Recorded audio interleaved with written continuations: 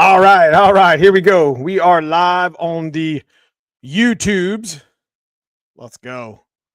How are we doing today? Give me 1 second here. I'm trying to still set this up a little bit.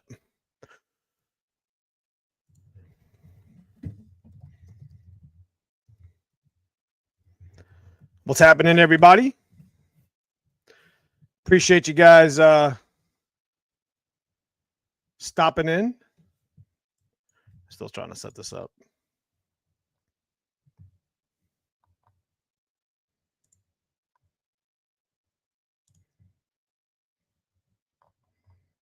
Okay.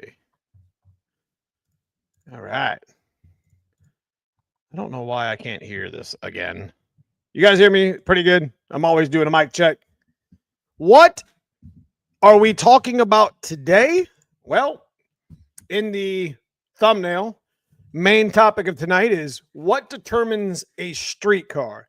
And the reason why I'm even bringing this topic up is because I just released a video yesterday. A streetcar, it runs 10s. Had a number of people, in chat and also with, in messages, a couple of them made some good comments, like, finally some content with a real true streetcar. Like, what exactly is the goal with how far do you have to go until it's not a streetcar? Like, what is the actual? This is an argument that's been going on in the car genre for many, many, many years. And there's never an actual definite answer. And I guess it all just based off a set of rules, depending on if you're racing or if you're not racing or whatever. Clearly a streetcar is a car that can be driven on the street. The very easy definition. And it's got a license and insurance. I don't know. That's subject to, I don't know. But that's the topic we're talking about tonight. I want to hear what you guys got to say. I got my own opinions about it.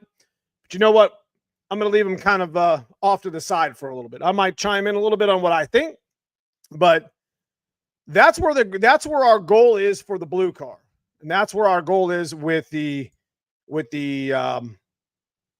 Dad's car. We've been doing, a little bit of content with it, and we went to the track this past Wednesday, and it didn't really go as we planned, as I ended up driving a broke ass car home with no clutch cable, which we'll talk about in a little bit. But that's where I kind of want to go with my dad's car.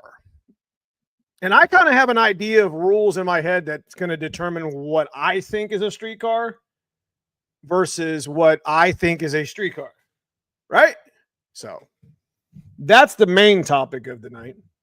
The other topics we're going to be talking about, obviously any foxbody tech, you guys, card tech, whatever, just hit me up in chat. I try to answer the best I can.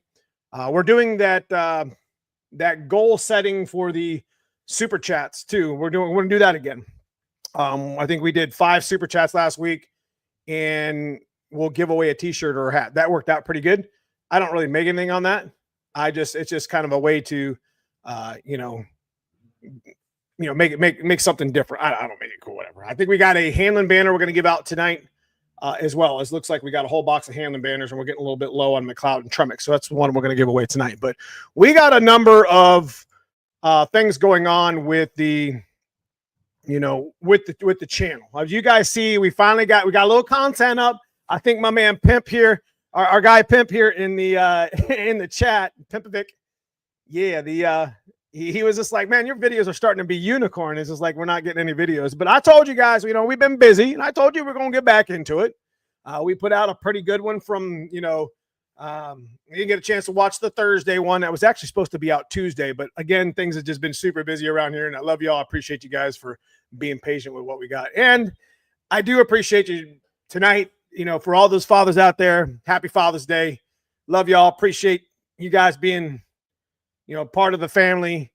I'm big on family. I'm big on military. I'm big on time budgeting. I do appreciate you. I know it is Father's Day, and I was going to spend a little more time with my kids tonight, but it was okay that I got a chance to break away for an hour and spend some time with my other Foxbody, my Foxbody family, my car genre, and we'll go back and hang out with the kids when we're done here. So anyways, what's up, Mark Parker? Appreciate everybody, the guys in green. Those are my members of the channel, my monthly members of the channel. You guys make it, you guys kill it for us here on the channel. I don't know what I'd do without you. I love y'all. Appreciate it. Hannah Motorsports, one of my #1 subscribers, one of my #1 sponsors here on the channel. Tremick, McLeod, Team Z, all y'all. Love y'all. Appreciate you. Super Dave in the house, working on that stock bottom end, no machine shop 351 we've been chiming in on every week. So we're going to make sure that we, follow along with Super Dave. He's going to be sending me some pictures, and I'll be able to send them to you and show you guys here on the channel. So anyways, that is a topic. Like I said, the topic of what is a street car has been in my head. Like, my black car to me is a street car. It's got a cage in it. That's a topic that a lot of people are like, well, if it's got a cage, it's a race car. To be honest with you, I want to hear what you guys have to say. What's up, y'all? Happy Father's Day. Appreciate you. Appreciate you. According to the EPA, if it has a VIN number, it's a street car. Fair enough. You are. Fair enough. Street driven. So just anything street driven then. I'm looking at building a cheaper power. Happy Father's Day. Appreciate you, Matt. Appreciate you stopping in, bro. I know you don't always have a lot of time to come in and hang out with us, but I appreciate you for coming in. 95 Cobra R with no VIN, so not a street car, no registration. So I'm in Cali, so street cars are a lot more clear by definition. You guys are crazy. So street, what do you mean by that? Hello, everyone. Hope everyone's doing well. Have a great weekend. Street legal, street car, different things in my opinion. So let's lay this down first. So if it's a street car, then you're saying that it's got to have a license and registration and insurance. Like, you see how crazy this topic is? It's like, this is a topic that's been on the channel. This is a topic that's been in the car genre for years. I mean, bike genre, everything. What is determined as being a street driven? I get, like, in the racing world, obviously it's rules, right? You got your true street, you got your daily driver classes, you have rule sets. But like, when it comes to like actual, when's it too far? When did we go too far? You see what I mean? That's the point I'm trying to make here with I don't want to, I guess I don't want to go too far with Dad's car. Dad doesn't drive that car very often anyways. And I don't want to go overboard and beyond like I did. I kind of went a little bit crazy with the black car. White car's, completely off its chain sometimes. I mean, it's, got racing seats and, we've lightened it up and you know what I'm saying? So like, when is it too far? What's the base rules of being a street driven race car, a street driven daily driver, fast make horsepower car? We talked about this, a couple weeks ago. We talked to, and actually the reel went like 500,000 views on Facebook. You can get in a lot of trouble with a foxbody at 400 or 500 horsepower. And there's a lot of things that a Mustang can bring to the street, as far as mods, as far as horsepower. There's so many things that you can buy for a foxbody Mustang in specific that can make a car fast. And it's just like, they can get out of control in a hurry. And we talked about that like 3 weeks ago. And the reel was really popular. And there was a lot of people that chimed in on it. I appreciate those guys for following it up on it. But a street driven fox body at 400 wheel, 500 wheel, 600 wheel, super dangerous. I mean, you could get in trouble in a hurry with that car. It's because of the weight versus power ratio.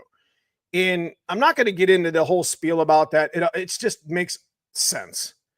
You start getting into the whole topic of street driven, and you start getting into the street car, and you start getting into the licensed and insured, and like, you start setting rules. And it's just like, it's a topic that's kind of never ending. But I just wanted to bring it up today because, again, we brought that up this past weekend with Dad's car and, with the thumbnail. And I think, if I can get Dad's car to run 1090s, much like Project Hot Wheels was. Project Hot Wheels was the perfect street car for me. That was a good build that on the channel that I never thought would it exceeded my expectations. When it came to a streetcar that I wanted to build and make fast, that was the one. I mean, and it happened on accident.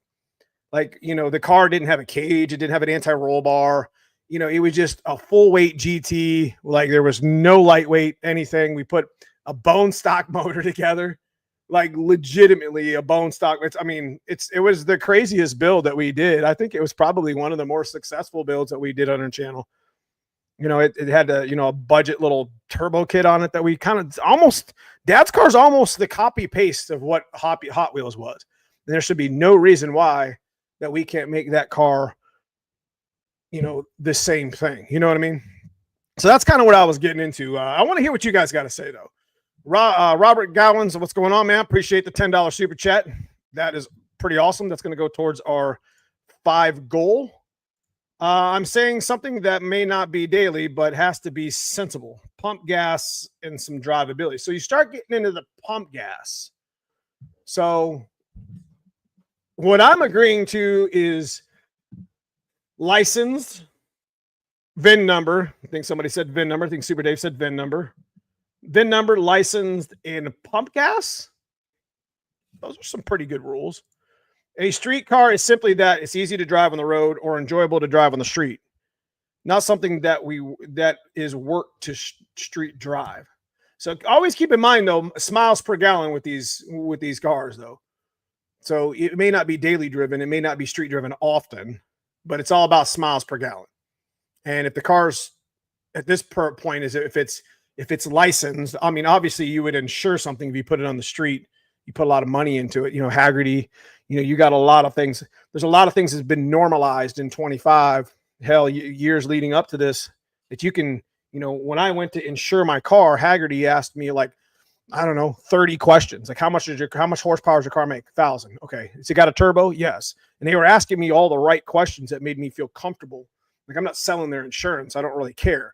But the point of the matter is I have a licensed insured street car that's passes True Street Tech for NMRA, which you guys know that's probably one of the harder techs to pass. But the point of the matter is it's not all cars are like that.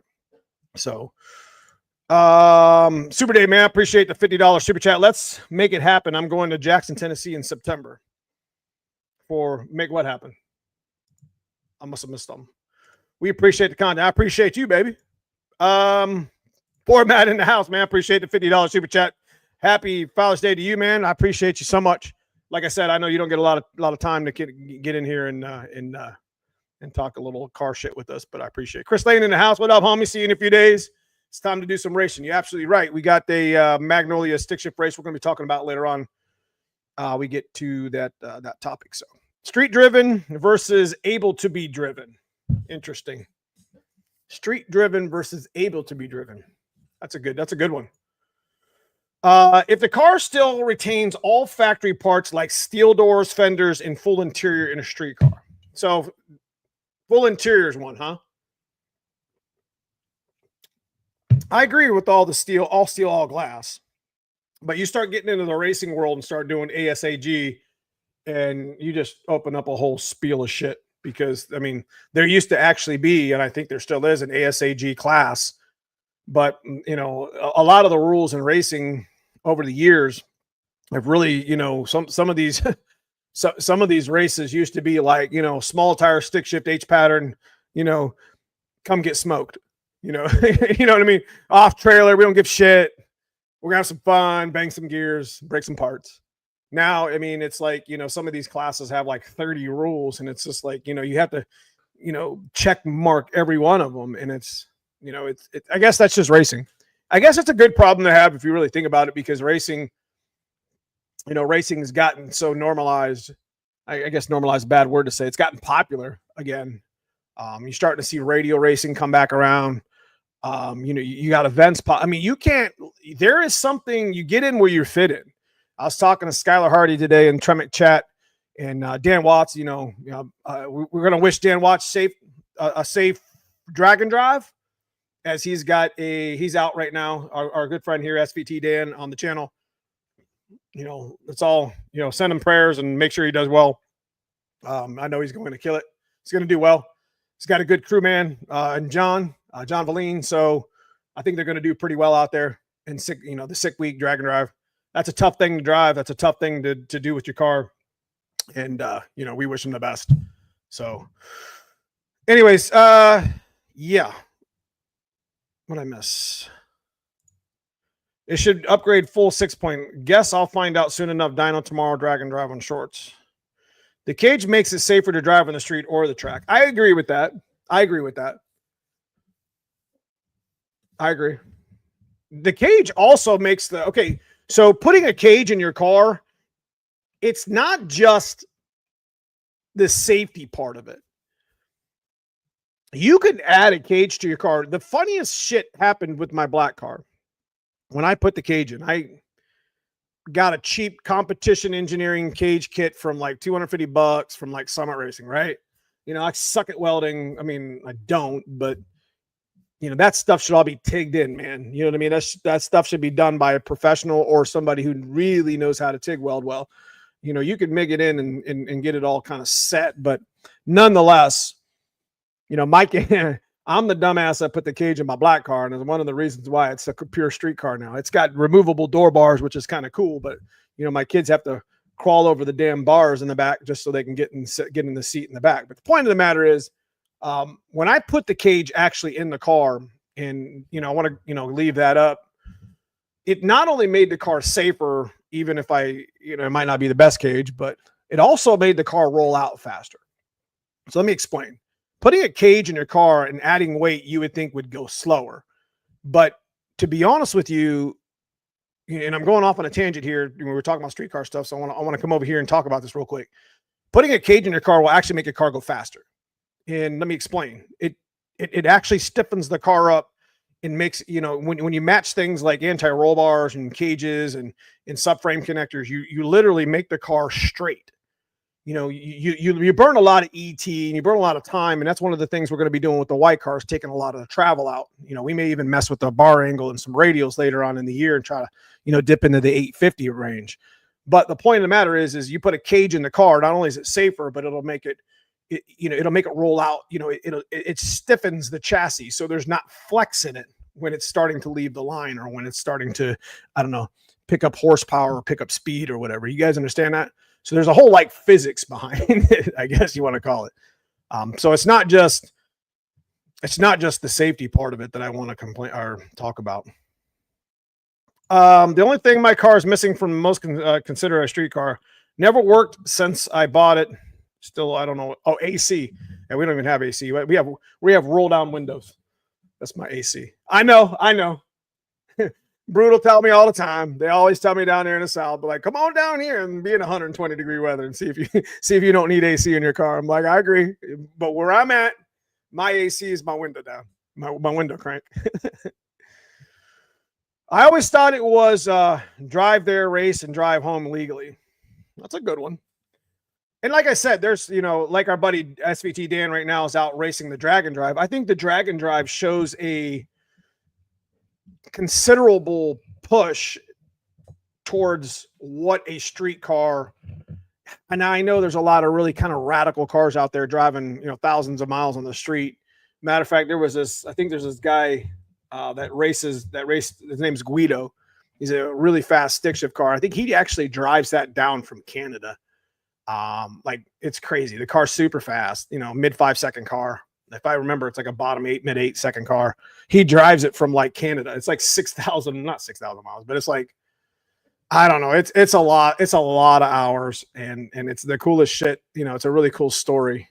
Stick shift guy, H pattern. We haven't raced with him yet, but yeah, he's been to a couple of events that are pretty cool. In my opinion, a street car has comfortable seats, heat and AC, a working radio that can be heard. Cage is okay because safety cannot be forgotten. I like that.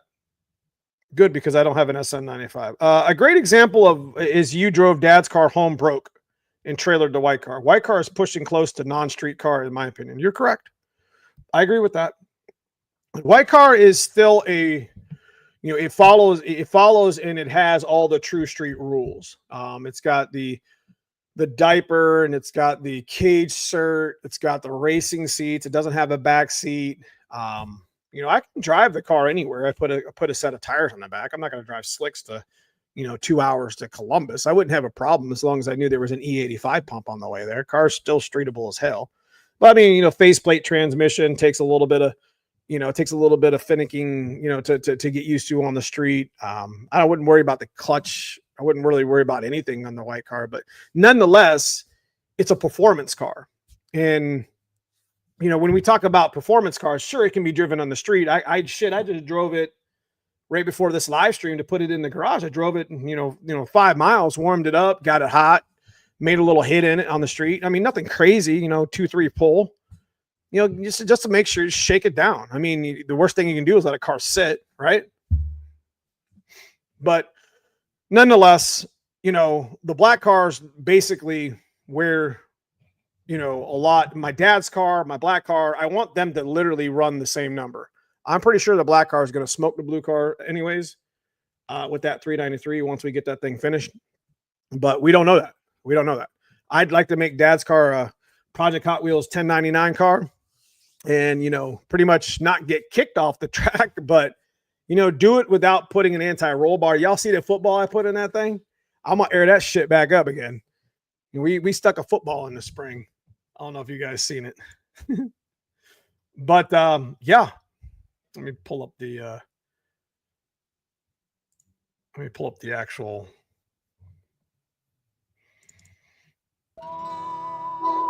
video of the Saturday's video. Where do we put it? Yeah, we drove that car home right there. We put a football in the rear spring.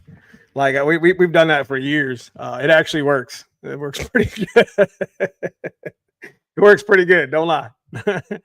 But I mean, dad's car doesn't have anything special. We do want to get rid of the rack in the front. The K member in the front is definitely something we want to get rid of because, we need to put a new rack in it anyways because the rack's leaking. It's not a very good rack. We got a tubular K member, a Maximum Motorsports tubular K member that's sitting over there in the corner doing nothing. And, we figured you would just go ahead and put coilovers on the front and do a little bit of, I don't think that's going to be outside of the realm of a street car with dad's car, even though we're lightening it up, but I think we're just making things better. We'll put coilover, we're just going to put Lakewood 9010s on it. Nothing serious. We'll put some 10-way strange shocks we got sitting over here in the box. They're used from the black car. Yeah, nothing special. And then we'll go run 10s with it. That's the goal. If you can go to a normal gas station and get fuel and drive the car to the store, it's a street car. Street car, 1, licensed by the state for being on the street. 2, pump gas. 3, legal tires. That's a good one. That's a good one right there. To the point. Reliability. If the car is not reliable enough to travel long periods of time, it doesn't have the potential to travel long distance, then it's no longer a street car. Interesting. A street car with a cage is just a dude that cares about his safety. That's right. Look at the tube chassis, fiberglass body, no VIN number. You're right. What's up, KK Garage? Good to see you. What's up, Troy Prescott? I'm pump fuel and won't hesitate to take it on the road trip. Gabe, what's going on, brother? What's up, homie? It's good to see you, brother. My stick shift homies. It's good to see you. My 93 GT build is going to be perfect street car. Triple intakes, supercharged, 15-pound stock bottom end. Yeah, I'm just trying to catch up. He said wipers. Listen, I got to take those damn gauges off dad's wipers. I got wires. I got nitrous still hooked up in there, and I still have half the supercharger shit still hooked up in there. We just got to get that stuff out. Like, we just got to clean up the engine bay a little bit, get rid of some of these dumbass wires that we got everywhere. And we got stuff hanging off the dash, and it's just stupid. The stupid little flip switches that don't even work. It's crazy. We're going to clean dad's car up. Dad's car needs a lot of work. I ain't going to lie to y'all. But it's a true street car, man. We're not going to do, outside of, we got to fix the cable. We got to fix the shifter base because it's a piece of crap. Pretty sure that car would have ran, if I'd have had to guess with the tune that's in it, it would have ran like an 1140, 1130 with a good stick on the tire, with a good decent 60 foot. you know, with us shifting it correctly. That's what I get. That's what I think is that. Anyways, my cage and my coupe have the bars that go by the seats are bent so it's easier to get in and out. Hell yeah. I'm in Phoenix, so AC is a must. So you see? I see you, Mark. What's up? Good to see you, Mike. Good to see you, Mike. Let me catch up here. I got a bunch of probably old enough to be made in the USA. Do you think the cable was the reason why cousin Paul couldn't find gears? Absolutely. When I got in that car Wednesday, like cousin Paul don't miss no gears. You know, he missed it a couple times. Like I razz his ass for him, but you know, I think 1140 would have been about the number. 1167 is what we ran with no tune on pretty much the same car with the speed density, if you guys remember, and it made 40 less horsepower. So there's no reason why we can't break the cage barrier, you know, and yeah, there's no reason why we can't break the cage barrier. So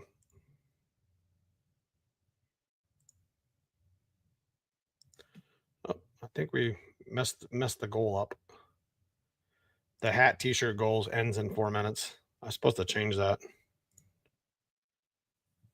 Whoops. It should have been set for 3 hours. That's my fault. Anyway. Ford Takeover in September in Jackson, Tennessee. We'll be there hopefully with the 95 GT. Hell yeah. With the 351. I've been wondering what mine would run in the quarter, but I don't know if launching it's half the battle. Most races are won in the first 60 foot, 300 foot, 200 foot.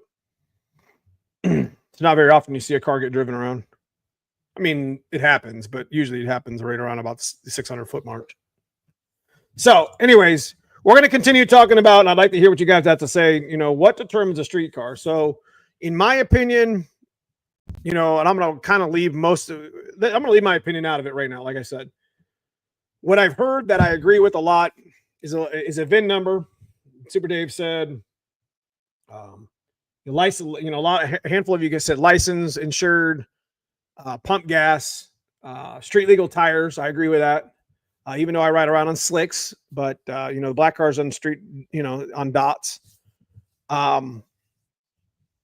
Limited interior, like not everybody cares about having the whole interior. I don't care about having a back seat because I don't drive with anybody, even my kids. I don't really drive with anybody in my white car, so I wasn't worried about taking it out. Interior, well, I mean, not everybody cares about the interior either, so that's tough. All body panels, I agree with. All glass, all steel, I agree with, minus the cow hood and, of course, the factory fiberglass. You know, lights, taillights, headlights, everything working and functioning. Yeah. I mean, it doesn't have to be crazy rules. I mean, but when it comes, especially when it comes to racing, you know, you got cars that are, you know, meeting the true street rules that may not have the correct suspension. So you got to be careful because in the racing world, you got to be careful how you word things in the classes because then you'll get the wrong car in the class and like that's significantly faster than everybody else. You know what I mean? And then they get, you know, upset that, you know, hang on, I'm trying to find it. Whoops. Anyways, what's the highest shot of dry kit you did? 100. I didn't ever go anything. Speak to text. Dyno. Neo, did you run Dad's car on the dyno? If so, what kind of horsepower is it pushing? Right now it's at 420 wheel, 410 wheel.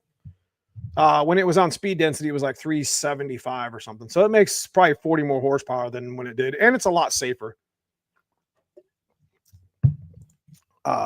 It needs torque box reinforcements regardless. You're correct. Been wondering what mine want to. Okay, so Chris Lane streetcar rules kicked in the nuts 3 times. See, it's tough, man. It's tough. I mean, these. I mean, he's the Chris Lane's the D team guy. He sets up a lot of the races. He does a lot of the flagging on the street. I've been doing it for years. He can agree with exactly what I'm trying to tell you. I mean, in the racing world, It's wonderful the fact that we have all these different classes where you get in, where you can fit in, but it's really kind of tough. Because you get the wrong car in the wrong class, and then it puppy kicks everybody, and then nobody shows up. And I don't, and stick shift now, let me be honest with you, stick shift is my class. And I love stick shift because not the car that makes the most horsepower, the car that's the fastest car usually is not the one that wins. You know, I'm outclassed on a number of horsepower car. You know, in my stick shift class here in Ohio, we're all fives. You know, and these guys are 1,000, 1,200, 1,400 horsepower. My car barely makes 1,000, like 970 on kill. And, you know, runs 880s. I mean, I think we could have ran an 870 on Wednesday, but you know what? That's fast enough for me. 560, 570s. I mean, if I get a good light, that's tough to beat in stick shift, you know? And that's fast. It's enough for me. I don't give a shit. I don't need to run fours. I don't need to prove anything to anybody. My car is zip tied. I know who's the dumbass that put that car together. I ain't trying to die. Shit. But the point of the matter is, you know,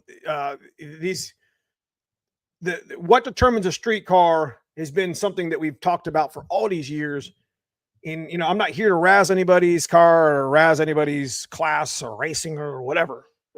Everybody has their own opinion on what a street car should look like. To me, what we're doing with Dad's car is pretty close to what I would think would be a pure street car, outside of the fact that the exhaust isn't hooked up. I mean, that's kind of bothers the shit out of me. But that's where we're going with that content, is that blue car is going to be just like Project Hot Wheels, where it's just literally a turbo kit tuned, and we're going to do some things to it, like the football in the spring, some dumb shit that's not hard to do, that's not going to significantly modify the body. And we're going to try to run 10s with it. Just call it a 10-second street car, call it a day. Yo, happy Father's. I appreciate you. Appreciate you stopping in, brother. Thank you. Thank you. Your opinion on Southside lip bars. They were the best in the 90s. Make sure your torque boxes are welded right. That's all I'm going to say. Everyone wants the class for their car. You're correct. You're correct. I'm going to be honest with you. Stick shift legitimately. H-pattern small tire. You know what I mean? Sticks, you know, clutch assisted. No chassis cars. Yeah. Follows small tire rules.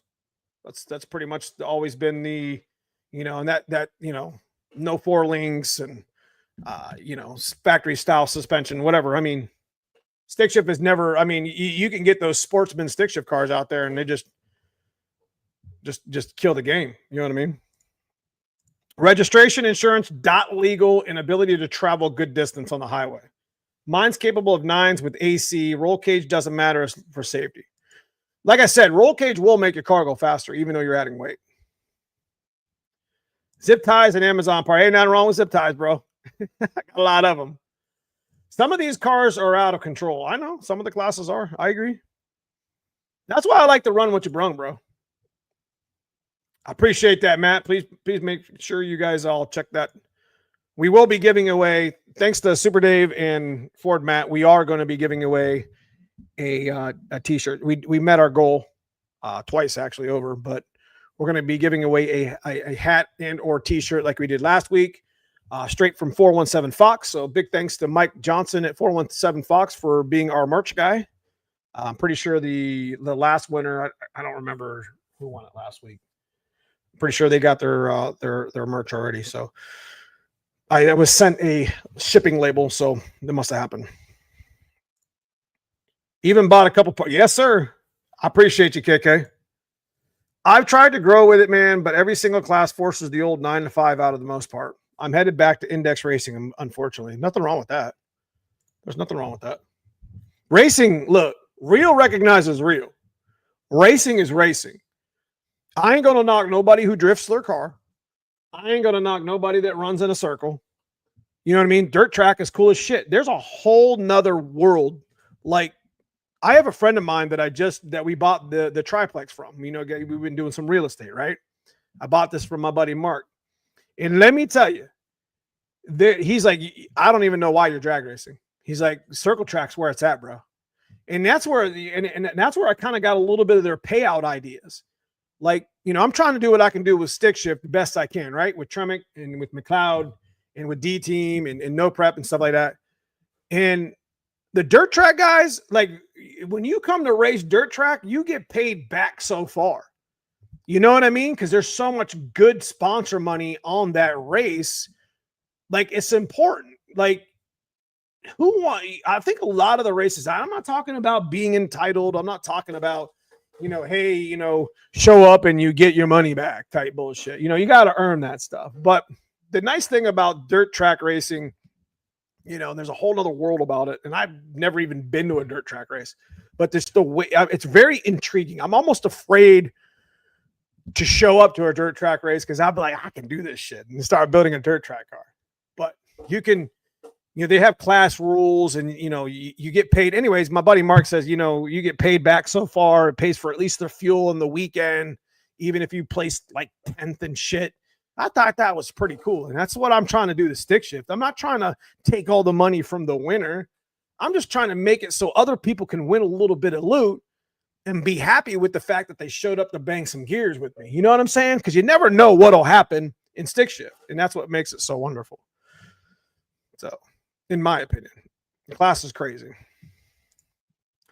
The old mother upper control arms they used in the Project Hooligan considered stock or modified for using the stock location. That's a good one. I don't know. We need to link up. I'd give away those gaskets and get you a banner. Okay. I appreciate that. Got a dirt track about a mile away from my house. And Neo sells top notch. I appreciate that. I try to sell the best shit I can, baby. No preps where the heart's at. Even hard tire has become unobtainable. I mean, I get it. I do like the index stuff, though. I do like the what's it called? Little Gangsters. I do like that idea. You got a fast enough stick shift car, you can bang some gears in a little gangster class and actually put some hurt down. It'd be cool to see a 550, yeah. Well, that's what plates in 28s. That event was pretty cool because you had, what was it, 550, 60, 70. You had indexes there. And I thought that went off really well because you got the drag and drive people, you got the heads up, no time people, or the, heads up 8th mile people. And then you still got your bracket people. So the track was hot. And that's the good thing about having a lot of classes at your event is the track will stay hot, stay sticky, especially the index guys. It's something to consider. But I would like to talk to you. There's a group and we're trying to put something pretty cool together for a race. Okay. There is absolutely no reason you should be ashamed to race down in a class index bracket. There's too many people who won't look past that, but will complain and not race. You're correct. Absolutely no reason. Class index bracket. Racing is racing, period. I think, Chris, you'll agree. I mean, you got to love the sport in general. If somebody says, hey, I dirt track race, cool. Hey, I like the circle track drift, cool. I ask them what their setup is, what car they run, what kind of, suspension they may run. It's not just all about drag racing. It's not just all about street racing. Racing is racing. It's cars. It's wonderful. It's competition. It's fun. It's what it's supposed to be, at least.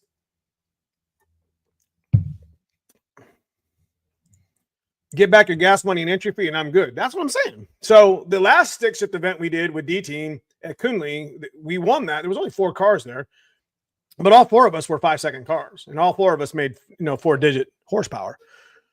Well, long story short, we got a test pass, which was really cool because there wasn't a whole lot of people there. We got a chance to check out the track, and it got around to getting real fast towards the end. And what we've done with Stiflers and what we've done with Hanlon Motorsports and what we've done with Bunker Hill Fabrication, Jerry Barrick, super appreciated, is those guys all gave me money to give away to the racers. I have to earn to win it. And the nice thing is we were able to, I kind of took the idea like, hey, we'll do a second chance race if there's at least 4 cars. So it's pretty cool that even if you lose in the first round at 4 cars, you get another race for some money. So I think 3 of the 4 of us went home with money.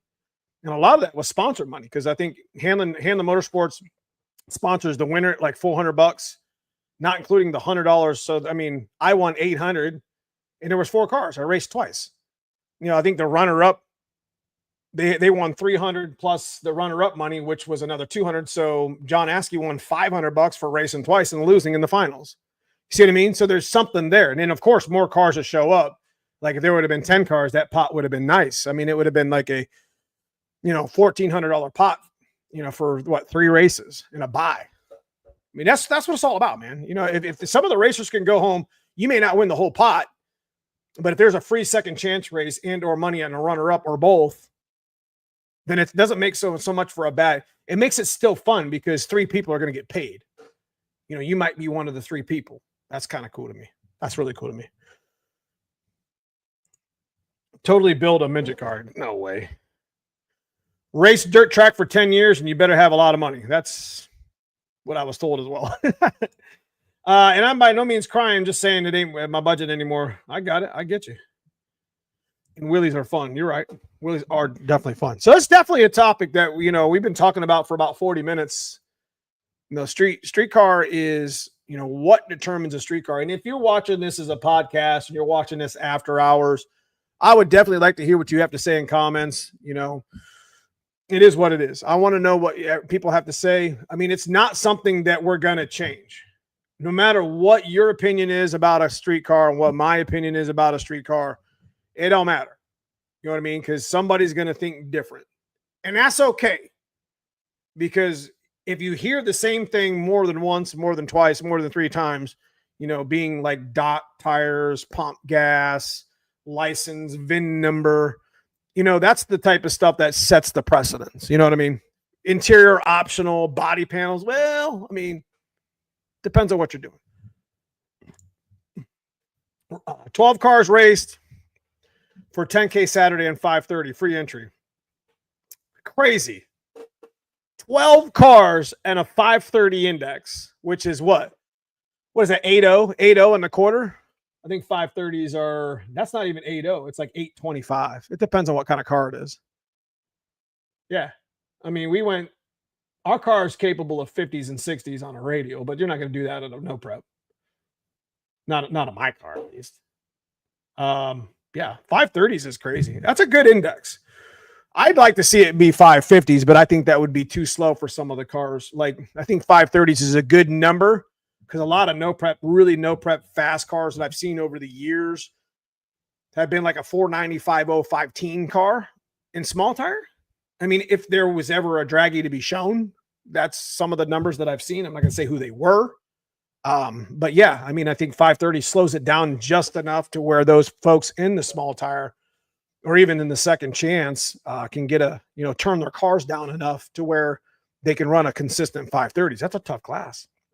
That's a good class. And it makes it so it kind of takes the money. I like that class because it makes it so it's not about money. It's about, knowing your car and you don't have to make 2,000 horsepower to catch the 4-second cars. I don't know. I like watching it. I'm not even in that class, but I like watching it. I like to understand it more. It's pretty cool. I get way too being competitive, bent all 8 rods, letting my feelings step into my tune. Someone I've never ran out. The lesson I know has emotions in the tune in your car. I got you. My opinion, if it goes down the road legally and reliably, it's a street car. I got you.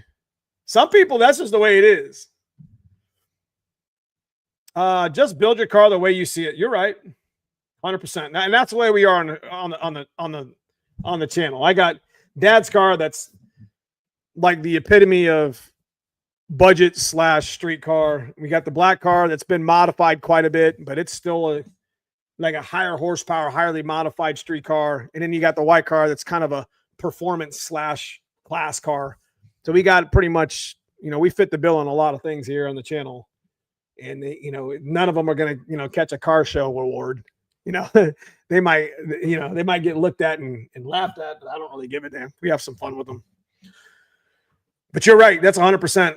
Fox 408, 100%. Build your car the way you want to build your car. Don't let nobody tell you how to build your car. And either, if you have a license and registration and insurance and you drive it on the street, well, it's a street car then, right? You going to Fox Fest next month? I am. Putting drag cars in a class is going to be impossible. Have a good night, everyone. Happy Father's Day. Appreciate you, Troy, for stopping in. We'll see you. We'll see you next week. So, anyways, we're going to give away a Hanlon banner. I love me a streetcar. You're right. Are you coming down to Magnolia this weekend, Vance? We have there's actually a 2-day race. So the way I'm seeing it, and I don't know if Chris Lane's still here in the chat. He's the event coordinator. I'm pretty sure the promoter. The way I'm understanding it is Magnolia. There's only 5 races this year. We've already went through Kinley, which had a front side and a back side. But Magnolia doesn't have a backside. So they're going to run different classes on Friday, which is cool, like Run What You Brung, 26s, and Tailgate, which is a truck class. And then the Saturday is going to be small tire, hard tire, true street, and stick shift. So it's kind of neat because you're getting all the classes in on one weekend and you're getting some traction down on the track. I think Magnolia is going to be pretty fire this weekend. It's going to be fun. It's one of my favorite tracks to race at. So, yeah. Yes, I plan to be there on Saturday. Okay.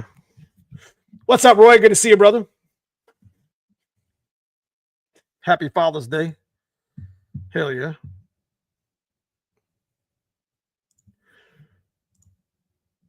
You talking about a link to the live, Chris? Yeah, I plan to be there Saturday. Okay, good. I want to see all my stick shift guys there. So we're going to give away a Hanlon banner.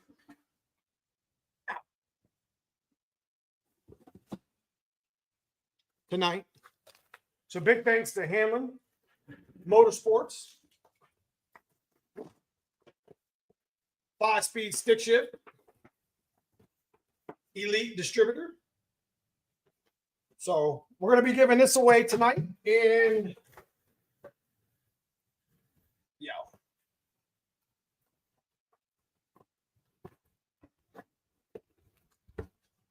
So let me go ahead and hit the. All right, hold on a second. Let me go ahead and bring Chris Lane in.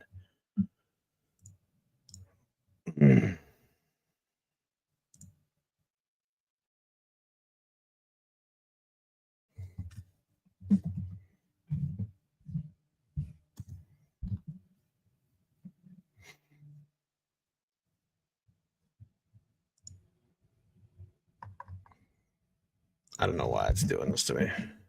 Hang on, Chris.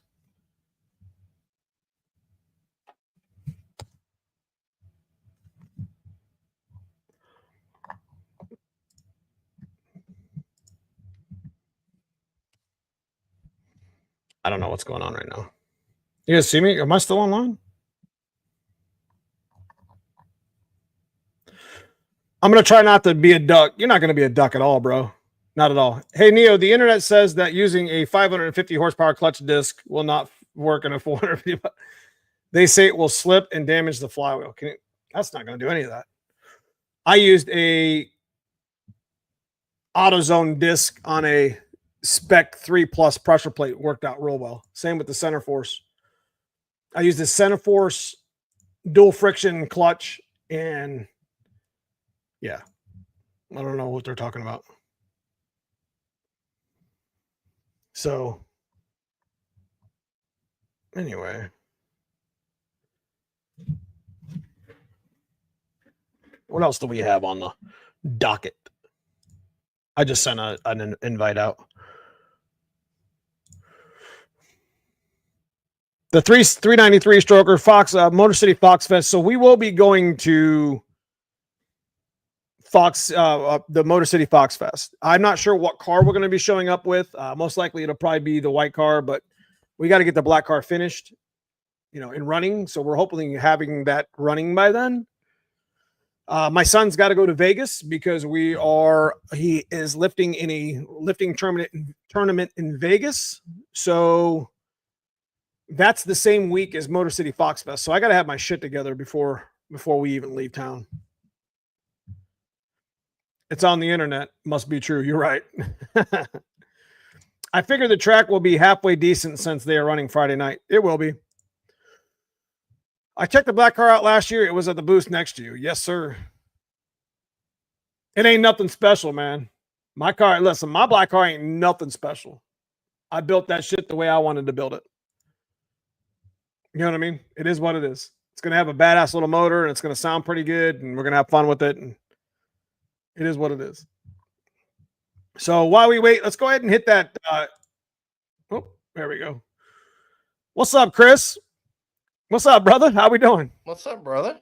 Yeah, man. Just sitting here BSing on a Sunday. What is it? Jack Stand Church is what I call this shit.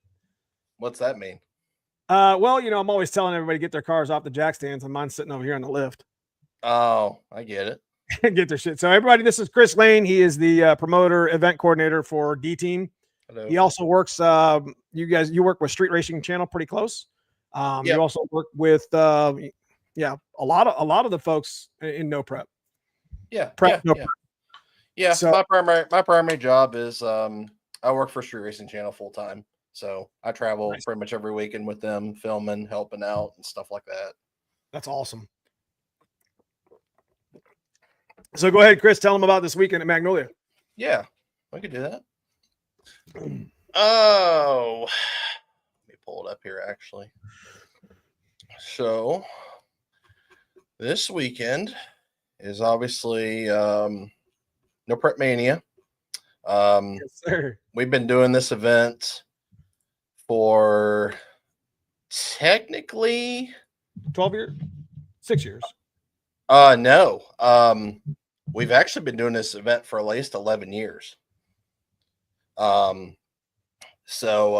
it's at Dragway in Magnolia, Ohio. If you're not familiar where that's at, it's about 15 minutes south of Canton. Okay. You're about 40 to 45 minutes south of Cleveland. So we're kind of the northeast part of Ohio. But like I said, we've been doing this event, this is 9.0, but technically we've been doing it for 11 years. Right. This event has always been very special, to us because, it's probably one of the longest running events as far as No Prep, at least in Ohio. Some places part of the country too. Cause Okay. we were doing a lot of this stuff, before a lot of the No Prep stuff came out to the East Coast, because out west, Midwest, these events were everywhere. Nobody knew these events, and obviously we brought, our very first event was at Quaker City Motorsports Park. And with AJ? Yeah, with AJ. Yep. And that was our very first event, which was in 2015. Wow. And yeah, and we've been doing it ever since. And we've done a lot of events there. We're actually going to be returning there 4th of July weekend to do a double race, obviously, with you and stuff like that. Mm-hmm. We've been doing it for a minute. It's been a good time. I thoroughly enjoy putting on events. It's a major headache, and it can be a pain in the rear, needless to say. But I thoroughly enjoy it. You get to meet people. You get to meet new people. You became friends with more people. Just people that just enjoy racing. Yes. And that's all I care about. I could care less about anything else. Racing is racing. Racing is racing. That's exactly what I just said. I was talking to you in your chat there a little bit ago. I said, and then the other thing I didn't mention was you were talking about, if you track race, you circle track, like we're all in this in a whole. So right. Like if one particular type of racing somehow, what's the best way to say this? If it starts to fall, everything else falls with it. That's right. And we're seeing it, like the drag racing in a whole is in a weird spot right now. It definitely is. It's the car counts are just not what they used to be 2-3 years ago. I've been everywhere this year. I've been to Florida. I've been to Texas. I've been to Indy. I've been everywhere this year.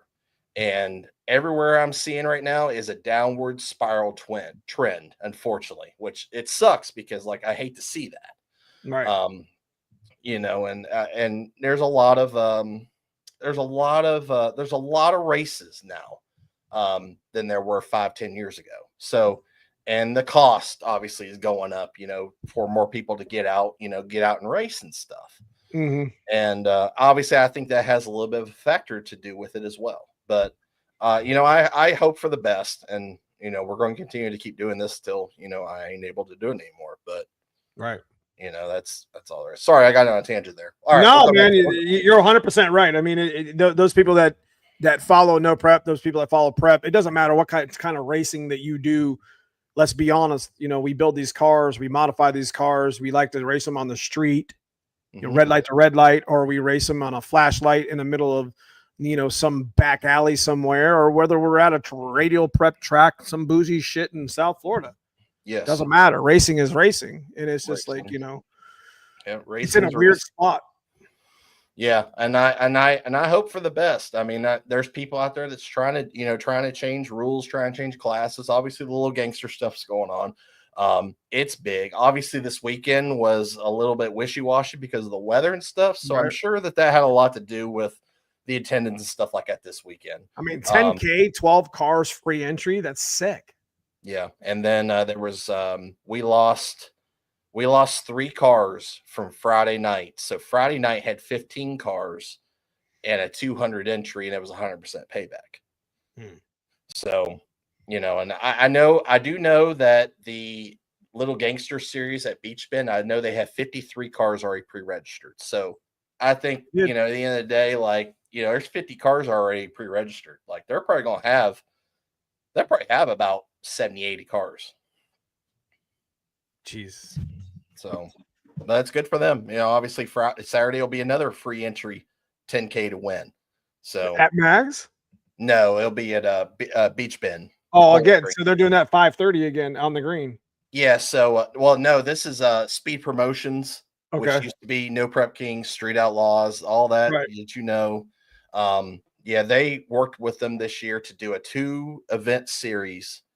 Well, actually, they're going to 2-event series. So, like now, they have thrown in a extra $5,000 plus a full BTR sponsorship from Brian Tooley Racing. So they're doing a point series. So everybody who raced this weekend at National Trail during Speed Promotions is now in a point series. So if you travel automatically, so like you get points. It's kind of how you do your stick shift series. You get points for showing up, points per round you go, if you stage, any of that. So right now, whoever wins the point series in Bowling Green is going to get that money plus that full sponsorship. Wow. That's worth racing. That's worth racing for. 100%. 100%. And you don't get opportunities like that. It's going to cost you $200 to race on Friday if you choose to race on Friday, because that's just more points added. Because if you race both days, you get points both days. Wow. That's wonderful. I like the fact of the points. That's why we did it with Tremec. I mean, we were like, Tremec's never given away a T56 Magnum on one event. And they asked me to promote the one in August. I think they're going to do one with No Prep Kings. I'm not really sure how that's going to work. But we, Jim Howe, that person? I do. He was talking with Mike Kidd about doing a stick shift thing. So that's to be to be determined still at this point. When is that, you said? In August sometime. Okay. It's kind of a pop-up Tremec event. Gotcha. Okay. But he'll be giving away an actual T56 Magnum as the actual prize. And then there's going to be, I said, if you stick shift's a niche class, it's like hard tire. It's like you're not going to get a big class. But, if you brought some money and you brought some things to the table, you're going to pull some of these hitters out of the weeds. So yes. Yep. And I already know that there's a few promoters that obviously want to bring your stick shift series to like other races and stuff like that too. Obviously like Warren Woods, KD. That I already know. Happy's actually already talked to me about it. Last week he said, "Hey, he's like, let's see if we can make this happen somehow." I said, "I'll talk to Danny. I'll see what we can do." So yeah, there's no doubt in my mind. It can happen. I mean, Tremec's given me I took the ball and ran with it. It's something.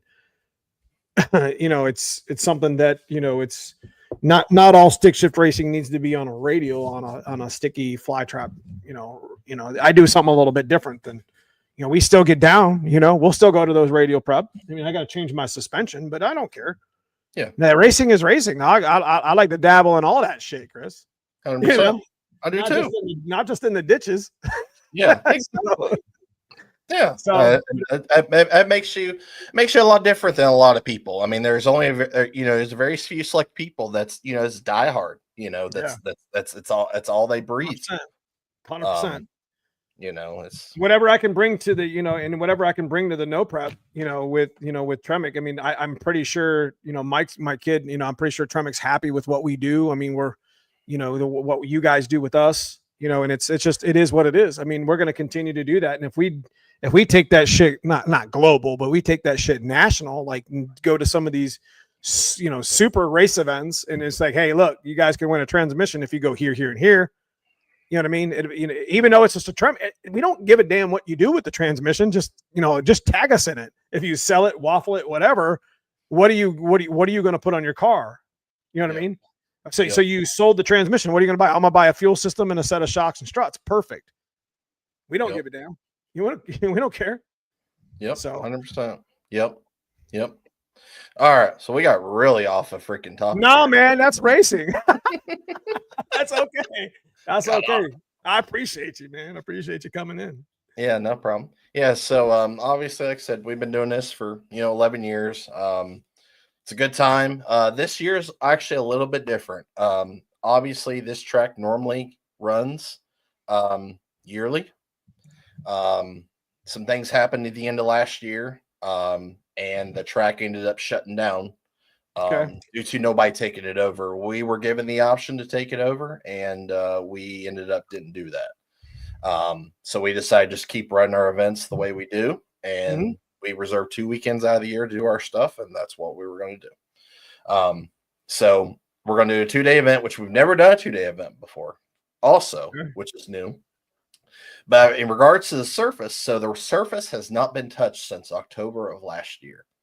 Was the last time.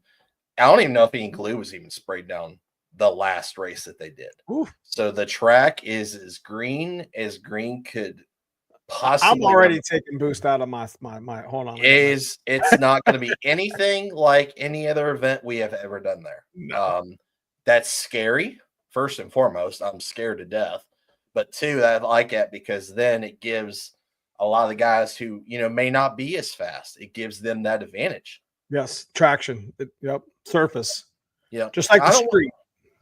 I don't want to see fast. I love seeing fast cars. Don't get me wrong, but I love a good old virgin surface that goes 6.0s all day long. I'll watch that all day. I love that shit.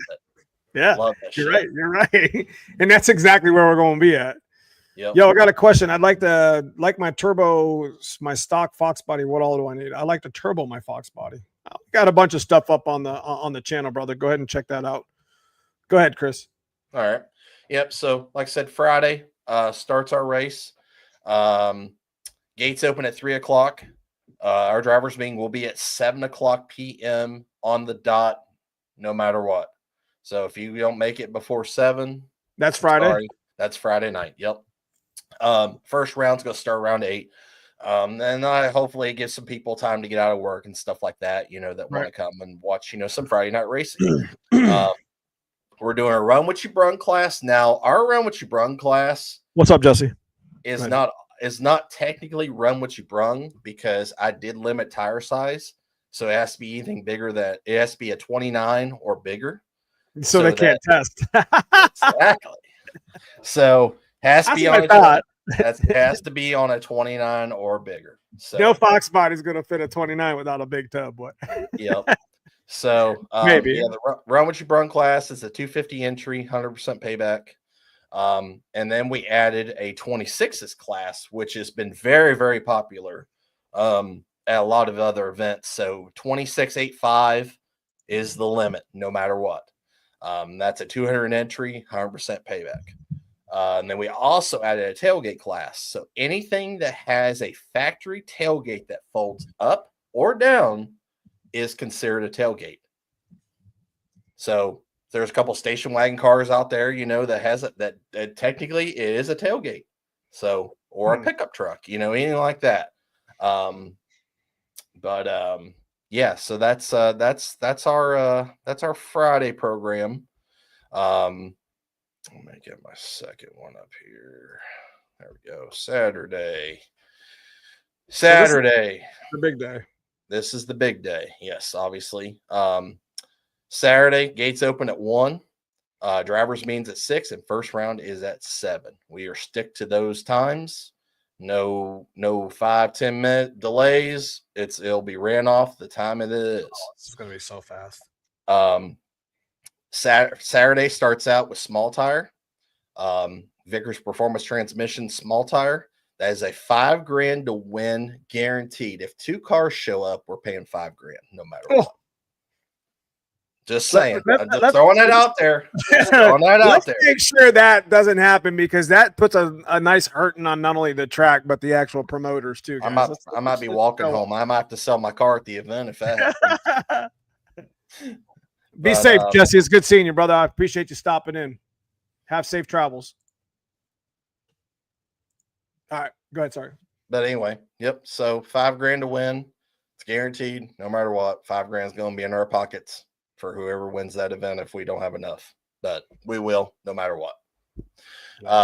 We have our True Street class, which obviously you were just talking about the whole. We were just talking about rules. The True Street. That's I don't want nothing to do about daily driver street rules. No, you can kick me in the nuts as much as you want. I will still never, ever, ever have one of those classes. So rundown. So we were talking about streetcars, okay? Yep. And we were talking about what determines a streetcar. So you have your list of rules there for your True Street that we can hear. Yeah, I got you. This is what I was talking about, folks. I mean, there's nothing wrong with the class. It's just, we have to change some stuff up. Yeah. And this True Street class is kind of a dubbed down version of small tire, if you really, really, really think about it. Let me pull them up here. Okay. All right. Here's our rules for True Street. I'm getting ready to be flamed in the comments. I'm waiting for it. Nah, you'll be all right. I'm waiting for it. All right. So if you're on a 15 or 16-inch wheel, 281150 max, or a 275/60 DOT approved tire. So it either must be on a radial or a bias ply. So, obviously the bias plies, they do have a DOT stamp on them. If you're on a 17-inch wheel, you can run any size you want between the two. You could put a freaking 30 on it if you really wanted. Stick shift. Now, stick shift, obviously, we give them a little bit of a break because they're stick shift vehicles. They can run a 281050 non-W slick all day long. Yes. So that gives the stick shift guys a little bit of a I wouldn't say an advantage. It just obviously it helps out because obviously it's going to be hard to compete with a dubbed down version of a small tire car, that has a 400 and it has a brake on it, and that goes 560s, 550s, So we do no all-wheel drive on different surfaces. Now, if it's like a really smooth surface, we do allow all-wheel drive. Now, on a bad surface, we do not, just because I feel like that is an advantage. Right. Any power adders, any transmission. The fuel rule is the biggest thing. It must be on pump gas or ED5 or race fuel as a primary fuel. So you can't be on M1, M5, or methanol. But you can run meth injection as long as it does not have any fueling that goes into the rails of the intake, if that makes sense. Working cooling system, charging system, up-to-date insurance, registration, tags. It cannot be a dealer tag or a transporter tag or special plates. If you have any of those, you cannot run True Street. Working headlights, taillights, brake lights, turn signals. You must use lights once it does go dark. Yeah, once it goes dark, you almost have to because there's no lights at the track. Well, we're working on that. Got some work to do on that. This is a street in the back. This is literally the Magnolias is now a street off the side of a street. Damn near. It might Damn go near. put a damn stop sign up somewhere. There's streets out there that's got more lights than this track. So I know, that's what I'm saying. just saying. Racing is racing. That's right. 2 front ends are allowed. They have to be in front of the suspension. So basically, any tubing that needs to be done, it has to be forward of the front suspension. Cannot be back behind it. Yeah. Front strut towers. That's normal. Yes. The front windows must go up and down on their own power. Interior wise, it must have 2 upholstered front seats. Kirkies are allowed, but they must have covers on them. You cannot have a one covered seat and then have a seat beside you that doesn't have a cover. Both seats have to be covered. Needs to have door panels, carpet. Scott rod door panels and rear side panels are allowed. That was something that we did add this year. A stock style door panel. Rear seat delete is allowed. If you need to trim, cut around, anything like that for cage bars, that's perfectly okay. And this was the biggest rule that we changed this year. Any stock style suspension is allowed in any vehicle. Must be stock style, triangulated 4-link, torque arm, or any other stock style suspension. Ladder bars are accepted with factory rear frame rails in place. So that was the only thing that we changed from this year, just due to the S10s now.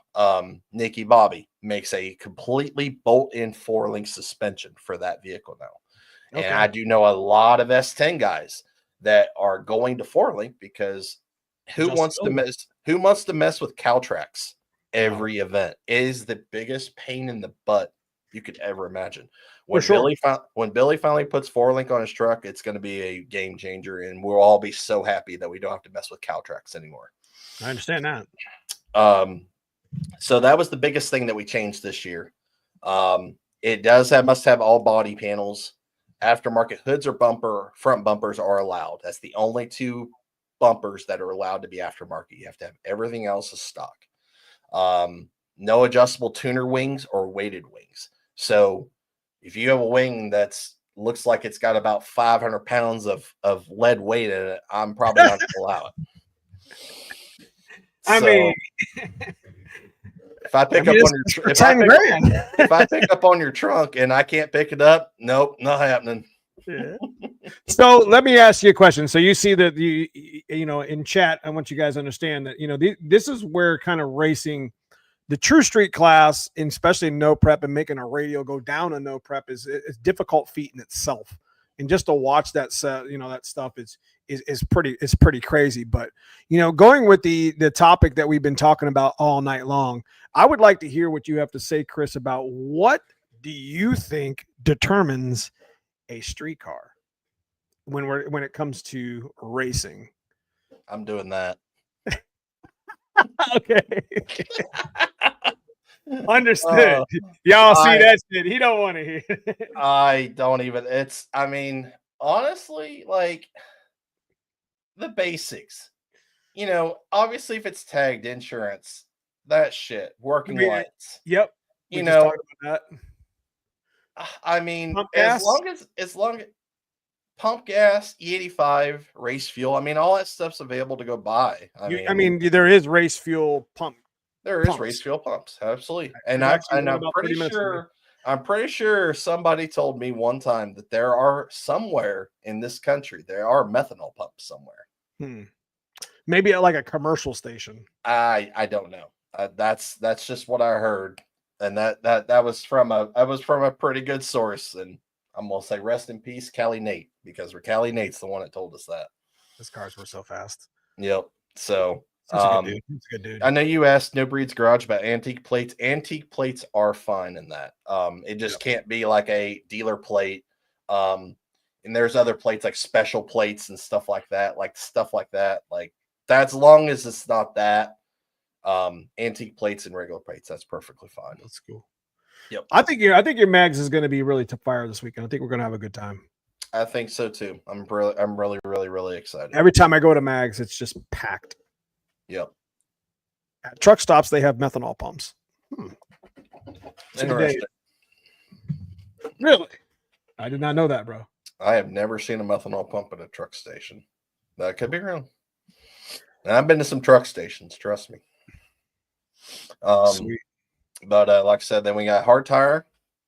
And then we have Northeast Ohio Mustang Restoration Stick Shift Point Series, brought to you by Howland Motorsports, Bunker Hill Fabrications, Stiflers and Tremec. Stiflers and Tremec. I was missing one. I couldn't remember off the top of my head which one it was. Yeah. Bunker Bunker Hill's Jerry Barrick. I don't know if you know he's done some really good fabrication for a number of no prep cars, and he's a good dude. Very, very good dude.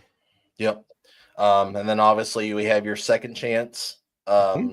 Second Chance race, entry, which is a free entry, 300 to win. And that's it. There's 4 classes on Saturday, 3 on Friday. So it's gonna be really. I mean, you know what? And the weather looks really good for this weekend. Yes, it does. And you know, it's gonna be warm. It's gonna be that track is gonna be on fire Saturday night. I can't wait to be there. Yep. I do have a couple food trucks coming in.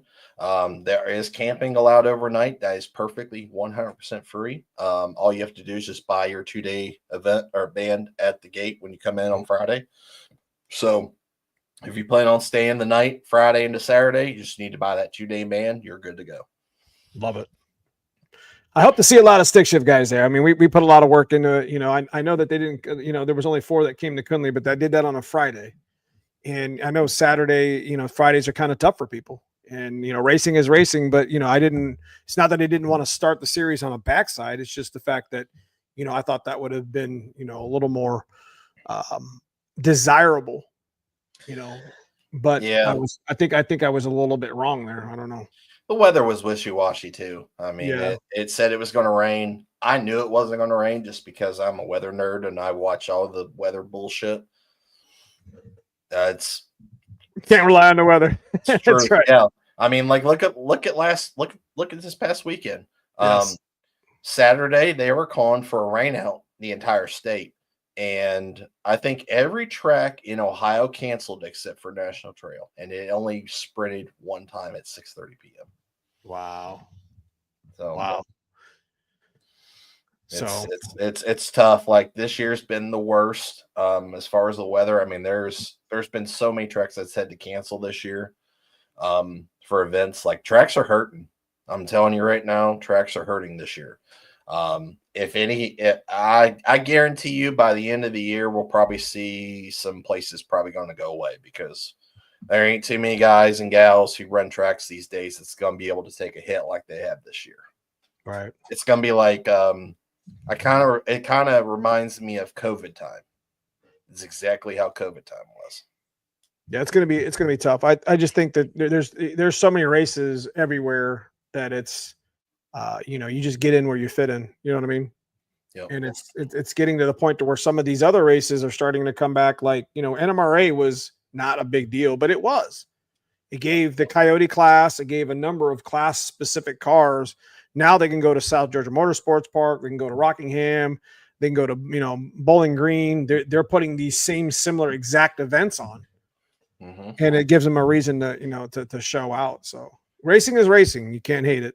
You know, I'm happy with racing with the same, you know, 5, 10, 15 guys. You know, we all just keep getting faster and keep getting better. It just is what it is.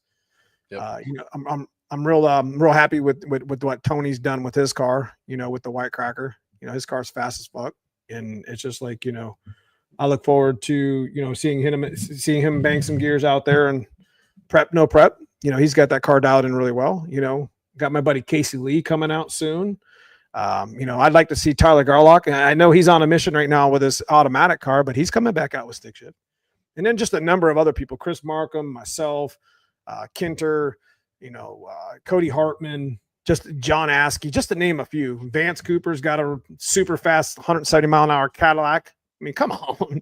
Is that the black one? Yeah, that's a bad bitch. I love that car. I think he's in chat right now. I know he's coming to Mags this weekend. He's a mid-5 car, bottom 8.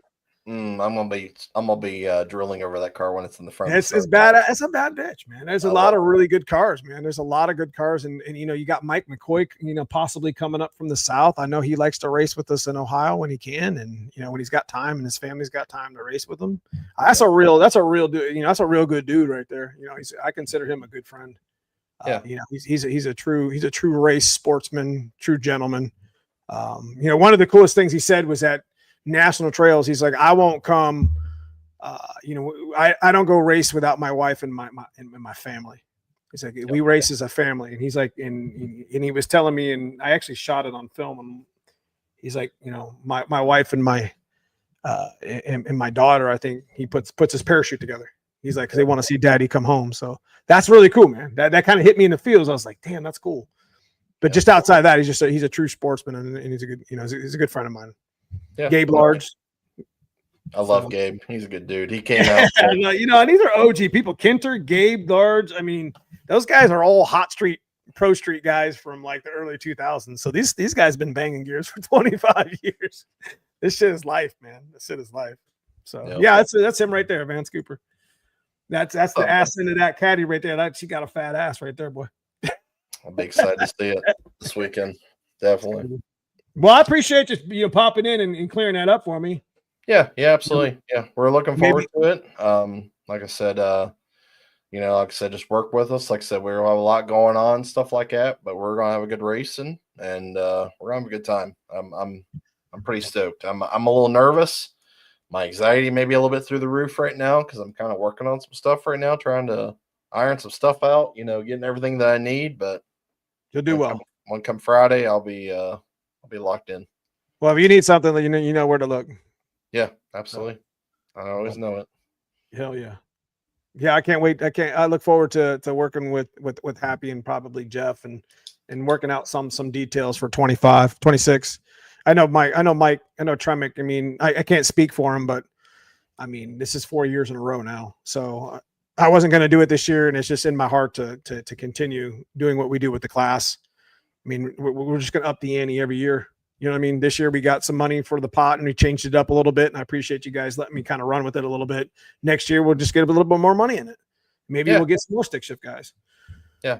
I think once the more you keep adding to these events, obviously you're getting the attention of these guys. And obviously I've talked highly of you, amongst them, because them guys are my best friends. We talk every day. That. We talk every day in chat. We talk about events that's happened, what's happening, what's going on, because we all have a really good we all connect very well with each other. Right. We all have the same opinions and same chemistry. Real recognizes real. Yeah. And I wouldn't say that. I don't know if I'm real or not, but it's just, it's just a little something, obviously we all, I mean about like the racing part of it. Real recognizes real. I mean, we're all racers. Yeah. I ain't a racer by any means. I don't race. Oh, come on, man. You would. You were building a car. I wouldn't get us to go that far. But yeah, we all enjoy it, and yes, the passion. I could care less about if I make $1 or make $3. I have worked for free for I can't even tell you how long.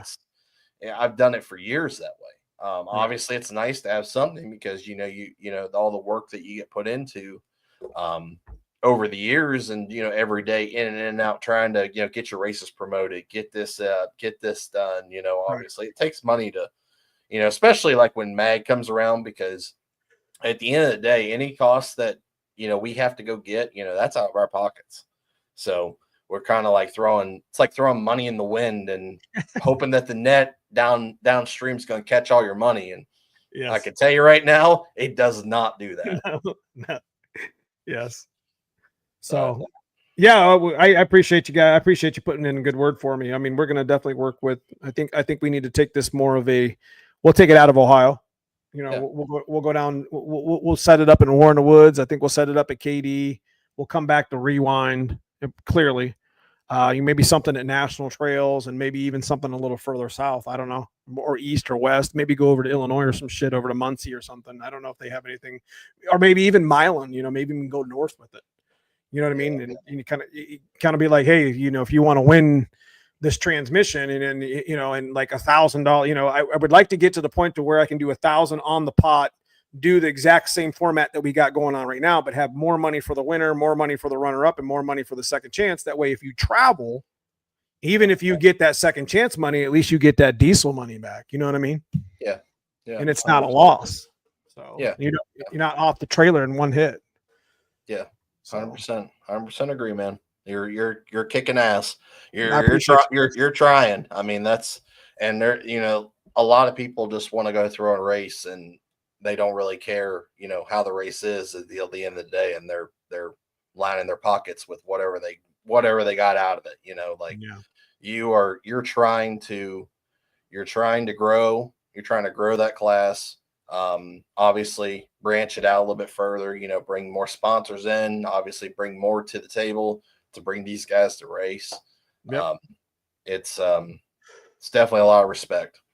I appreciate that. I appreciate you guys giving me the opportunity, because I mean, I wouldn't be able to, I wouldn't have the money or the means to put my own race on. I mean, I could, but it's always double backed on something else. So, you know, when you guys gave me that opportunity 3 years ago, that, you know, it was exciting. Take where we would take it. Yeah. I mean, that's kind of how we started. You know, we had somebody take a chance on us when we were nobodies, and we still are nobodies. I wouldn't say that. And, you know, took a chance on us to throw an event. I mean, I didn't know what the hell I was doing back then. You know, I just took off of what I saw was going on out in the Midwest, brought it out here, and we ran away with it. So, okay, Chris. So if you need something before, I'm going to promote it a couple times before the end of the week and start talking a bunch of stick shift shit, and then see if I can get some people to show up. You know, I mean, obviously it's going to be a hot class this weekend, I hope. You know, it always is. Max is always a good one. So I look forward to seeing, you know, probably see Pee Wee out there from Trick Flow. He likes to come to that. I don't think he lives very far from that. So yeah. They took a chance on us this year. You know, they sponsored us, and I super appreciate Trick Flow and, you know, Pee Wee and Corey and Josh, all those guys for doing what they do for us in the community. Yep. So, got to go out there and represent. Got to put the sticker on the car. They're gonna yell at me. They don't care. Everyone's like, "Why you put those stickers on there?" And I'm sponsored. No, you're not. Yes. They give me parts. That's good enough. Right. Give me parts to break. Right. Just keep breaking parts every week. I just keep breaking parts. But anyways, yeah, I appreciate you coming in and clearing that up. Maybe we'll get together on another podcast live stream, and we just talk some, you know, the reality of racing and shit. You know, maybe a comment on the table or something. Yeah. I love talking about this stuff. I mean, we do this every Tuesday night. You know, like talking about events, talking about racing, talking about this, that, you know, what we think should be the right thing to do in these circumstances and what's the wrong thing to do in these circumstances. If that's how things get done. Well, sometimes some people listen and there's people that don't listen. You're right. But then like 10 years down there, like, you remember when you said I probably should listen to you, but whatever. Cool, man. But, yeah. All right. I'm going to jump out here and let you continue your show. And thanks for having me. Appreciate you. Chat. See y'all. Hopefully see you guys at MAG on Friday or Saturday. Hell yeah. Come on in and watch us bang some gears. Yep. And we'll have a good old time. And hopefully I'll come back on chat. All right, man. I appreciate you. We'll see you soon, Chris. Thank you. Yep. Have a good night, man. See you, brother. Bye. Bye-bye. That's cool, man. I can't thank Chris enough for coming in and clearing it up. Just that I talked earlier, going back to the stick shift points, because it's on the thumbnail anyway.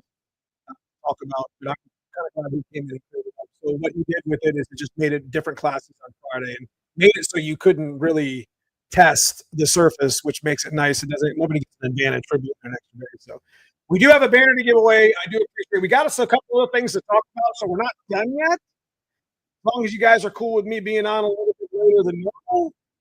So let's go ahead and give that Hanlon banner away. So big shout out to Hanlon Motorsports. I appreciate you guys for you know, being with me on a Sunday night, not only but Father's Day Sunday night. But go ahead and hashtag Hanlon. Let's get this rolling. We also have a hat T-shirt combo to give away, thanks to Super Dave and for clearing, for what they do with the Super Chat. So we will be giving that away right after. And I will send if you guys win the banner or win the T-shirt or the hat, whatever one you choose, then we're going to do. I need you to Mustang, yeah. Neomustangs at hotmail.com. It's easier for me to email you just to email me, and I can forward it to 417 Fox, and he can get your order out.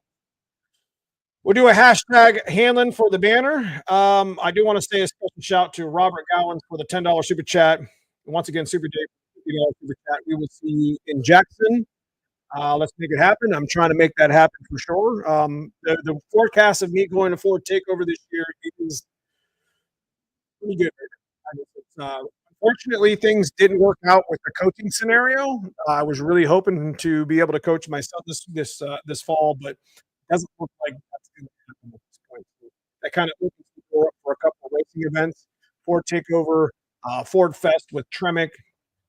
Those look like possibilities. Maybe even Foxtoberfest again with Jen at Alabama, in North Carolina. We'll see what happens. We'll see what the calendar looks like. But again, Ford Matt, happy Father's Day to you too. I appreciate you guys and your super chats. Thank you so much. Yeah. Yeah, I really hope there's a lot of stick shift guys down there this weekend. And like I said, what other things we got to talk about? The 393 stroker black car update. Not really much to update. We did mess with some of the headers and fitment, and we did take the metal off. We didn't have a whole lot of time because we were setting that car up for Wednesday's race, and we were doing the metal on the black car. We're going to get back on the black car. There will be a video out about the black car. Like I said, the next one should be. We've shot a little bit of video on putting it together. I didn't want to shoot a video and then shoot another one to start it. If that happens, it is what it is because there was an issue, and I'll explain it in this next video. But it's going to be a 15, 20 minute video of me finishing what we started and getting the car fired. So that's the update. Motor City Fox Fest, we will be attending Motor City Fox Fest tentatively on at least Saturday as a booth vendor.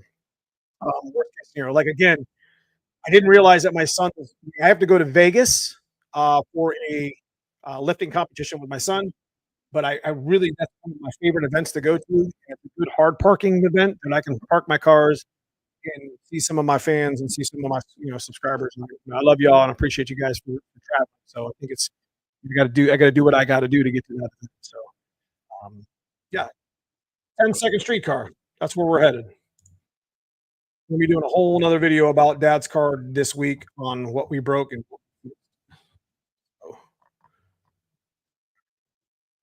We'll go ahead and give away this banner now. Make sure I got a handle of this. All right, here we go. Make sure it's right. Foxbody 363 Supercharge. Congratulations. Hashtag handling. Hell yeah. So again, Foxbody Supercharged Neomustangs at hotmail.com. Hit me up with the email.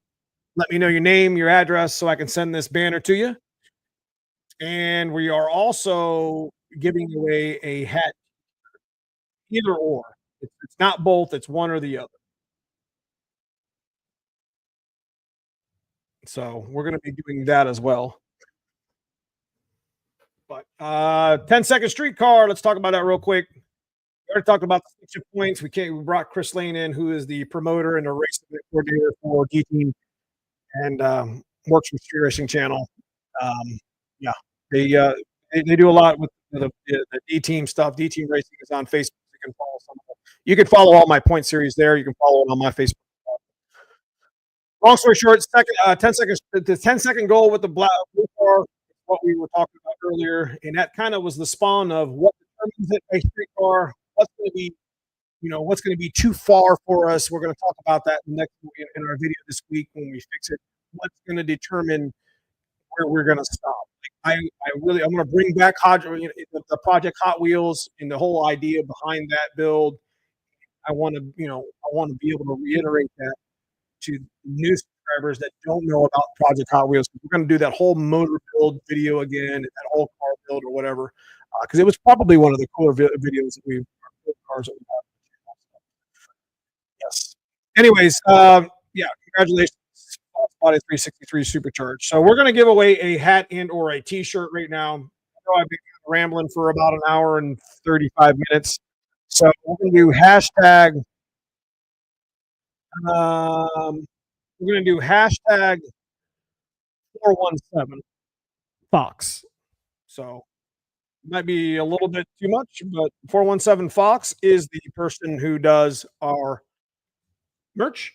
And I want to give him credit where credit is due. Mike and Angela work their ass off for that company, and they do a really, really nice job. And I appreciate Mike and Angela every day for doing the orders that we do. So, long story short, we sell the merch. They pick it up on their end on my website, and they ship it out. So you'll be able to get what you need pretty fast. And I'll just tell to them, I need this shirt sent here. So yeah. But I love y'all. I appreciate you guys. Getting your shit out the jack stands is something that I think we're going to do a T-shirt on as well. Jack stand shirt will be another one that I think we're going to do as well. We're going to add those to the website. I've been talking to I haven't done a whole lot to the website. There's some good merch on there now, but I don't push a lot of merch. We have it at neomustangs.com. If you guys want to check out, we got a lot of stick shift stuff. We got the white car on there. We got the black car on there. We got just Neo Mustang racing stuff on there. So I'd like to build that up a little bit more and do more kind of cheaper, easier T-shirts that may be like the jack stand shirts. Get your shit out the jack stands, fix your life. Yeah. So, I'm a one-man band here. I'm trying to do what I can do with what we have and, available. But I appreciate you guys on a Sunday coming out, and I know it's Father's Day, and I appreciate you guys for popping. And every Sunday, I'm tell you what, Sundays is my favorite time. I would rather do all week long than have to edit videos for like 4 hours. Like it's cool because I'm able to actually, we got a good audience. Foxbody Mustangs have always had a good audience of folks. Always help each other, and we talk about this all the time. You guys feel it, man. It's all of you guys. You guys keep it pretty real. Like if some bullshit needs to be said and some bullshit needs to be called out, it gets called out, right? But for the most part, people, people are pretty considerate. People are very helpful. When somebody needs help with something, hey, I don't know what wire this is, or so what's wrong with that. I'm always trying my best when I can on the book of faces, and people asking tech, people send me messages all the time. Not a problem. I try to help them with tech, and it is what it is, man. We got a pretty good community. It's made up of all you fine people here on our audience, and we built a pretty cool little thing here. Little thing. I wouldn't be here without you. So I say that all the time. Love y'all. Appreciate you always being here. So, we're going to go ahead and give this away now. Hat and or T-shirt. Let me go ahead and scroll all the way up. Again, 417 Fox, I appreciate you for what you do. Scan through and let me scan through.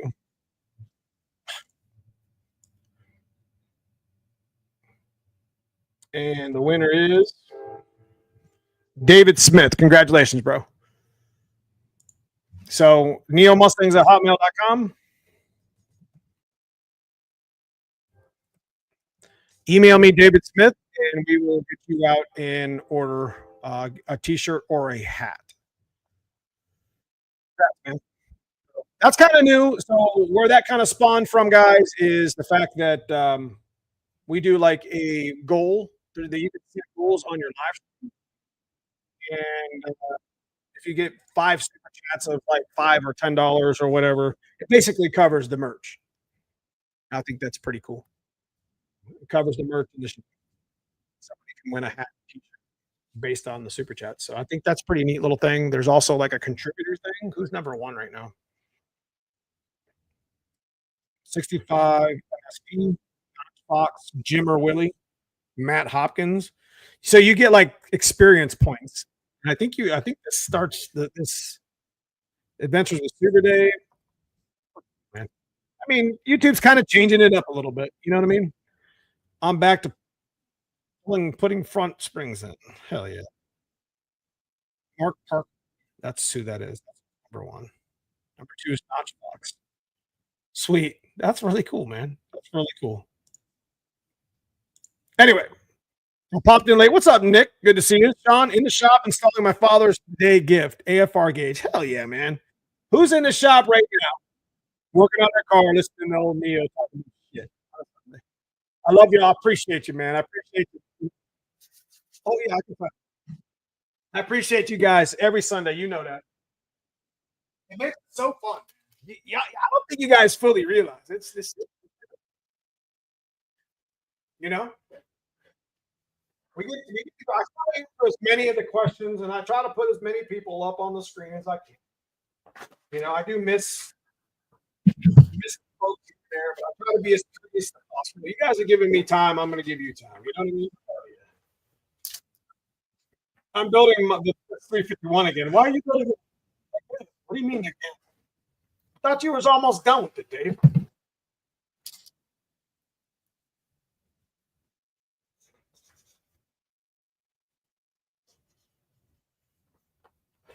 There, I marked it on the TKX because I used to own the record to it. I don't know how I owned the record for 2 years, but it wasn't even that fast. I'm in the regards where TV and phone going. Hell yeah. Hell yeah. Daughter came in, said Nia needs to stop using potty mouth words. I'm so sorry. You're right. She's 100% right. 100%. I mean, I am in a garage. Shame on me. I'm just kidding. Yes, sir. I'm working on pulling the motor out of a Honda. What? That's all right. It's car stuff. Any thoughts on running with a with no block plate? I wouldn't run the. I'd run the spacer plate. Anybody got any? I got about 3 more minutes. Any thoughts on running with a block plate? I would not. Unfortunately, I only have Sundays to work on the 351. Well, why are you building it again? Or are you just continuing? Hey Neo, with the On3 Turbo kit on Dad's car, what wastegate and blow up? Okay, so when we ran the On3 stuff for all these years, we went with a precision 46 millimeter gate on the On3 because it was almost a direct on. And went with a tile wastegate. Excuse me, a tile blow up valve. Actually, I think we have the cheap On3 a blow up valve because it wasn't too bad. Yeah, wasn't too bad. Wastegate, not blow up valve. It just lose all the boost. I'm waiting on for my heads to come back. New valves, 3-way valve job. But he was saying he can build my 427 for a good price. I figured. But anyways, yeah. Anybody? The topic of the evening, if you're watching this podcast or this live stream afterwards, what do you do with a streetcar? What I heard a lot of this night was license, registration, dot tires, pump gas. I heard a lot of all body panels, lights, everything, all the safety stuff works. It's about right. A lot of the, interior is kind of optional. I mean, there's a lot of opinions out there, guys. You build the car the way you want to build it. I'm going to do the same. My white car is definitely not perfect. It's never going to be perfect. My black car is the same way. I don't give a shit. Build your car the way you want to build it. Enjoy your car, miles per gallon. Love your car. Love what you do. It's your money. It's your time. I mean, consider the fact that you're taking time away from your family and your loved ones and your friends and whatever else to build on that car. So there's a lot more to it than just. So it's yours. Build it the way you want to build it. Streetcar or not streetcar, who gives a crap? Who gives a crap? It's not there. Who cares what? So, Do you boost creep? If so, how do you deal with it? Do you boost creep? Depends on how bad the creep is. I don't mind boost creep because I can tune boost creep, but if it's pretty considerable, if it's anything over a pound of creep, I don't get it anymore because I have CO2 on the white car. But when we with Dad's car, we don't have any boost creep. It doesn't make enough. It doesn't have enough back pressure. But with cars that have a lot of back pressure, I wouldn't worry too much. You know how one way I've dealt with boost creep, Clifton, and this may help some of y'all. If you're dealing with if your wastegate's in a shitty location, wastegate pipe, okay, you got your cross. A lot of the on threes, they got their wastegate like literally right under the turbo. Fine, but to be honest with you, it should be down at the bottom of the curve on the going up to the turbo. Should be down here in the curve because most of the pressure, obviously you're going to get on the on three design, you're going to get a lot of bypass through the, from the passenger header right through the turbo. But you're going to get a lot of the pressure in the system from the drivers. Anyway, long story short, how we dealt with boost creep, one way we dealt with boost creep was we actually cut the wastegate. It was only like inch and like a quarter.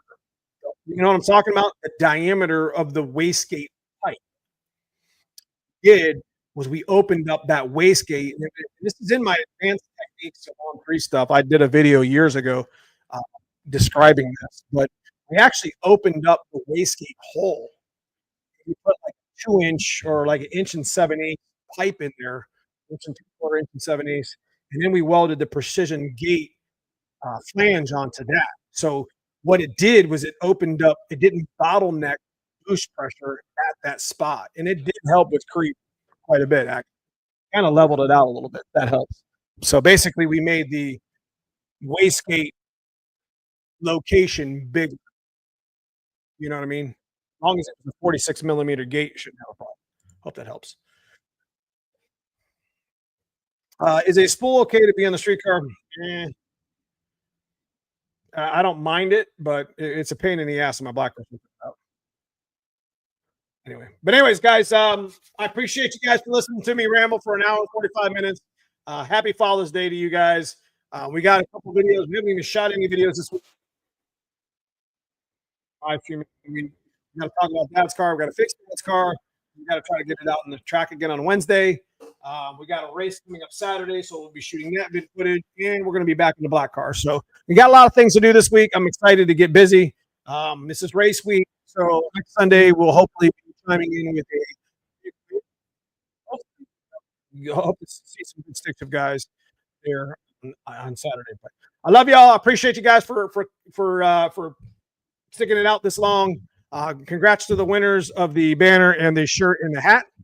And I appreciate, once again, I want to say thanks to Super Dave and Roy, our Ford Matt, and Robert Gowans for the hookup on the Super Chat. So see you guys next Sunday. Hopefully we will be in some money.